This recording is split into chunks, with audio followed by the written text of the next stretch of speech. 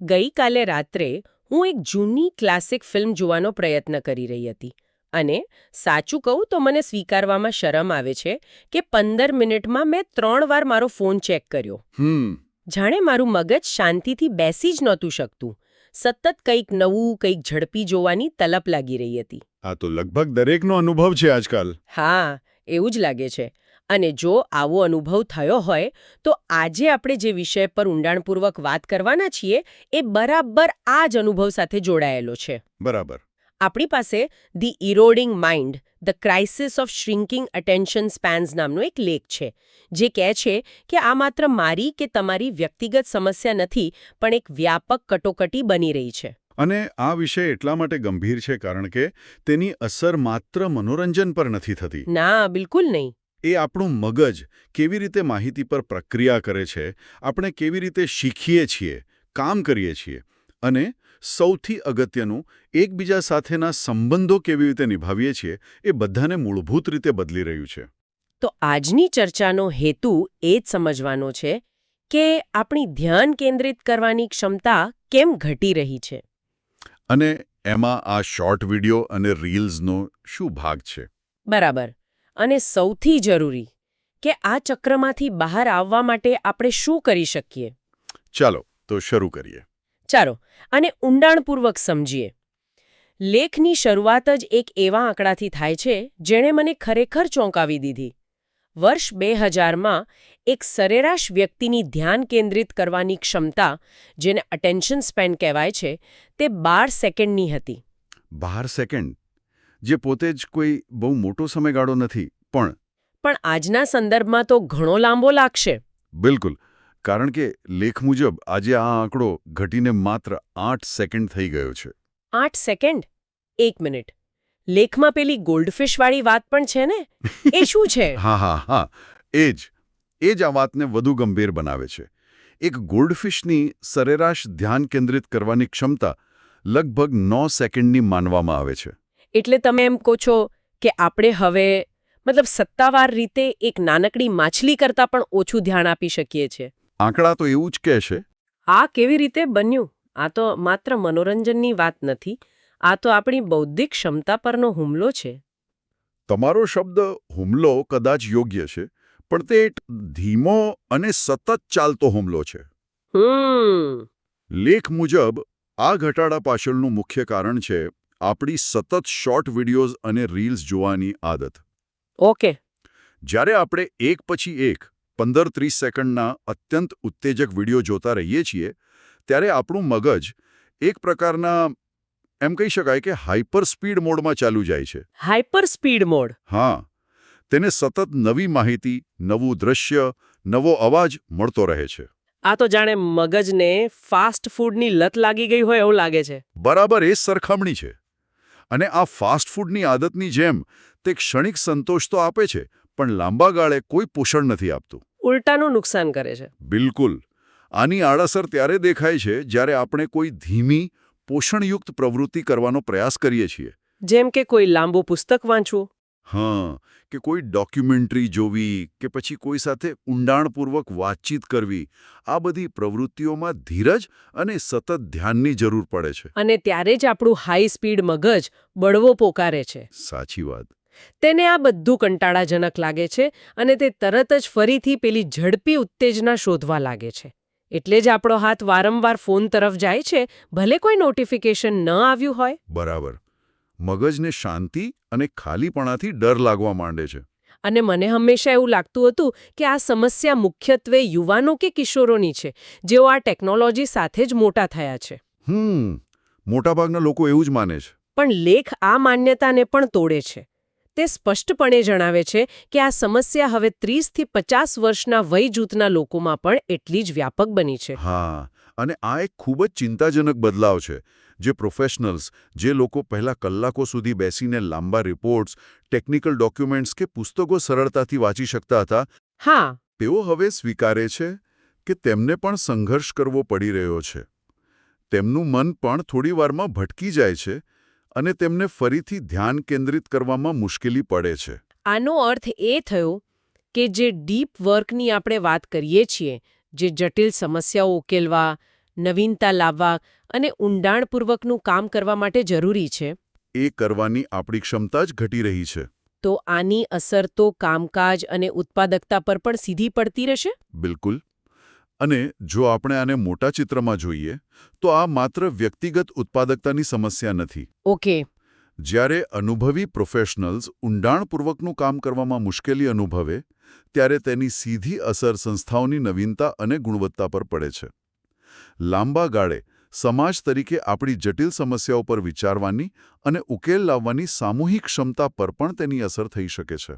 લેખમાં કેટલાક વૈશ્વિક અભ્યાસોનો પણ ઉલ્લેખ છે જે આ વાતને વધુ ગંભીરતાથી રજૂ કરે છે.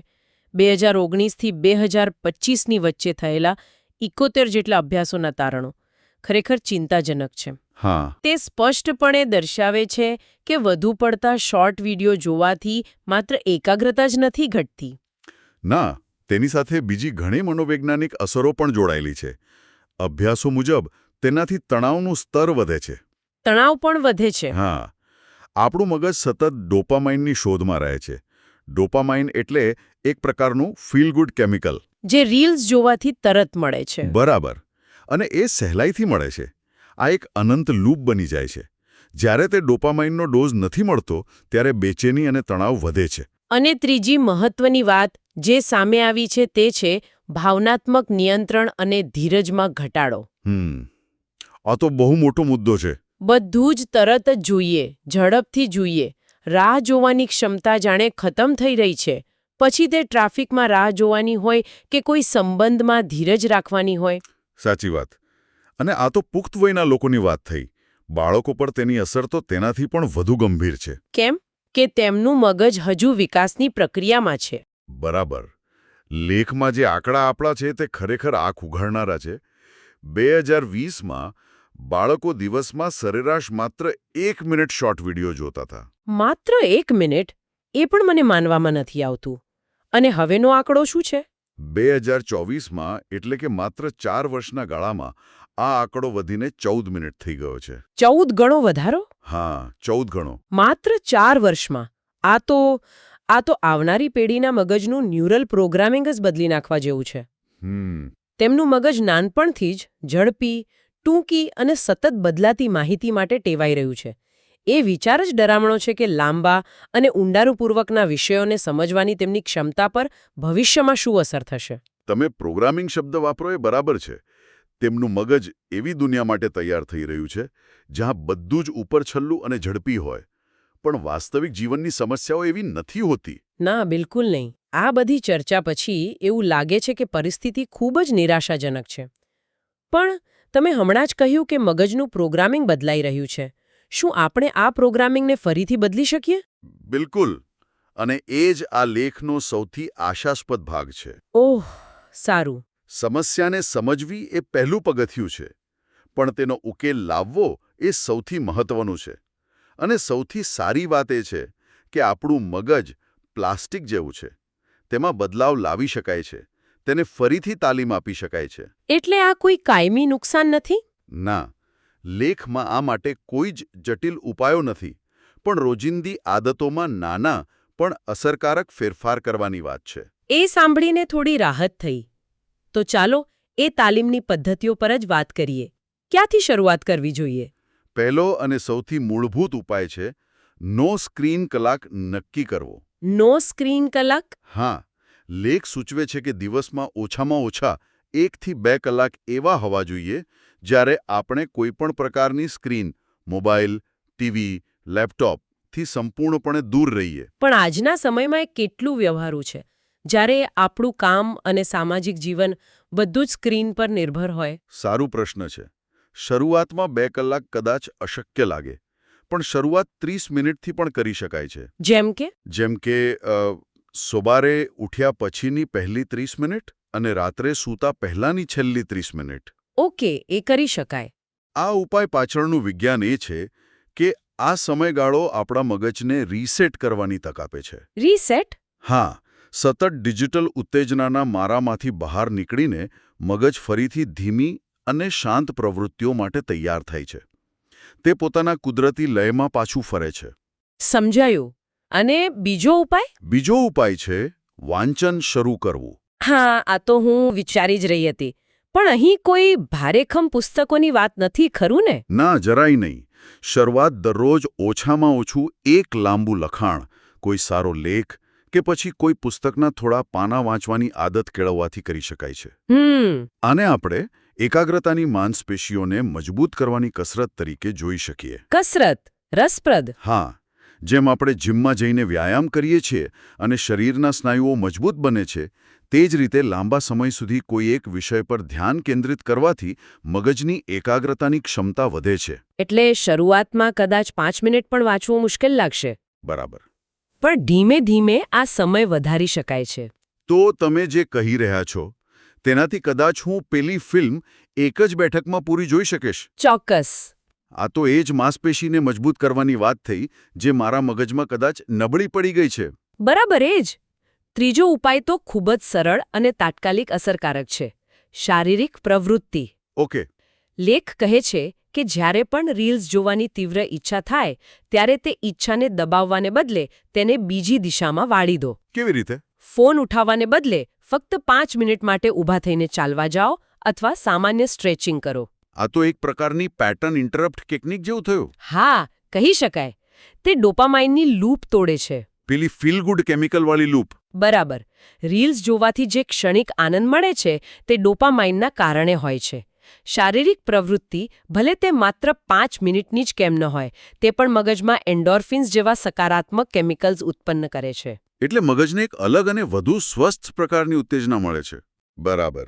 જે ડિજિટલ વ્યસનથી ધ્યાન હટાવવામાં ખૂબ મદદ કરે છે. આ ખરાબ આદતને રોકવાને બદલે તેને સારી આદતથી બદલવાની વાત છે. અને છેલ્લો, ચોથો ઉપાય? છેલ્લો ઉપાય છે ધીમી પ્રવૃત્તિઓ પર ધ્યાન કેન્દ્રિત કરવું. ધીમી પ્રવૃત્તિઓ એટલે?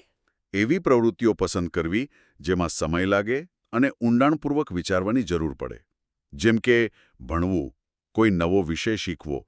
કોઈ મિત્ર કે પરિવારના સભ્ય સાથે લાંબી, અર્થપૂર્ણ વાતચીત કરવી. હા, અથવા તો કોઈ રિપોર્ટ કે લેખ લખવો.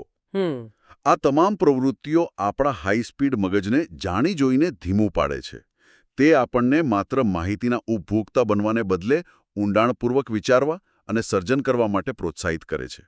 અને આજના સમયમાં જ્યાં બધું જ ઝડપી અને ઉપરછલ્લું બની રહ્યું છે, ત્યાં ઊંડાણપૂર્વક વિચારવાનું કૌશલ્ય ખૂબ જ મૂલ્યવાન છે. બિલકુલ. આ ઉપાયો આપણને તે કૌશલ્ય પાછું મેળવવામાં મદદ કરી શકે છે. તો આજની આ સમગ્ર ચર્ચાનો સાર એ છે કે શોર્ટ વિડિયો અને રીલ્સના સતત વપરાશના કારણે આપણી ધ્યાન કેન્દ્રિત કરવાની ક્ષમતા, આપણો અટેન્શન સ્પેન નાટકીય રીતે ઘટી રહ્યો છે. અને આ અસર માત્ર યુવાનો પર જ નહીં, પરંતુ દરેક વયના લોકો પર જોવા મળી રહી છે. જેના કારણે તણાવ અને ધીરજનો અભાવ જેવી સમસ્યાઓ વધી રહી છે. બરાબર. પરંતુ સૌથી મહત્વની વાત એ છે કે આ પરિસ્થિતિને બદલી શકાય છે. હા, આ સૌથી આશાસ્પદ વાત છે. નો સ્ક્રીન સમય, નિયમિત વાંચન, શારીરિક પ્રવૃત્તિ અને ધીમી પ્રવૃત્તિઓ જેવા સરળ પણ અસરકારક ઉપાયો દ્વારા આપણે આપણા મગજને ફરીથી તાલીમ આપી શકીએ છીએ. અને આ તાલીમની જરૂર એટલા માટે પણ છે કારણ કે લેખ એક એવા પાસા પર પ્રકાશ પાડે છે જેની આપણે બહુ ઓછી ચર્ચા કરીએ છીએ. કયા પાસા પર? આપણા સંબંધો પર તેની અસર. આ મુદ્દો મેં ક્યારે આ રીતે વિચાર્યો ન હતો. કામ અને ઉત્પાદકતાની વાત તો સમજ્યા, પણ સંબંધો પર કેવી રીતે અસર થાય છે? લેખ મુજબ આ સમસ્યાની સૌથી મોટી અને કદાચ સૌથી ઓછી ચર્ચાયેલી અસર આપણા સંબંધો પર પડી રહી છે. ખરેખર. લોકો હવે લાંબી, અર્થપૂર્ણ અને ક્યારેક અસ્વસ્થતાભરી વાતચીત ટાળી રહ્યા છે. કેમ? કારણ કે તેમના મગજને ક્ષણિક સુખ એટલે કે રીલ્સ જોવાની આદત પડી ગઈ છે. ઊંડાણપૂર્વકની વાતચીતમાં ધીરજ, સમજણ અને એકબીજા પર સંપૂર્ણ ધ્યાન આપવાની જરૂર પડે છે. જે ગુણો અત્યારે આપણામાં ઘટી રહ્યા છે. બરાબર. અને જ્યારે મગજ સતત નવી ઉત્તેજના શોધતું હોય ત્યારે આવી વાતચીત કંટાળાજનક અને મુશ્કેલ લાગે છે. પરિણામે સંબંધોમાં ઊંડાણ ઓછું થઈ રહ્યું છે અને બધું ઉપરછલ્લું બની રહ્યું છે.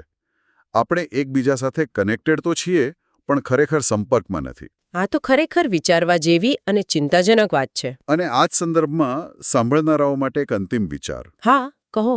આ બધું જાણ્યા પછી એ વિચારવું રહ્યું કે શું આપણે ફક્ત માહિતી મેળવવાની રીત જ બદલી રહ્યા છીએ કે પછી જે માહિતીને આપણે મહત્વ આપીએ છીએ તેનું સ્વરૂપ પણ બદલાઈ રહ્યું છે? મતલબ કે જો આપણું મગજ લાંબા, જટિલ અને સૂક્ષ્મ વિચારોને સ્વીકારવાની અને તેના પર પ્રક્રિયા કરવાની ક્ષમતા જ ગુમાવી રહ્યું હોય, તો ભવિષ્યમાં આપણે સમાજની મોટી અને જટિલ સમસ્યાઓનું સમાધાન કેવી રીતે કરીશું?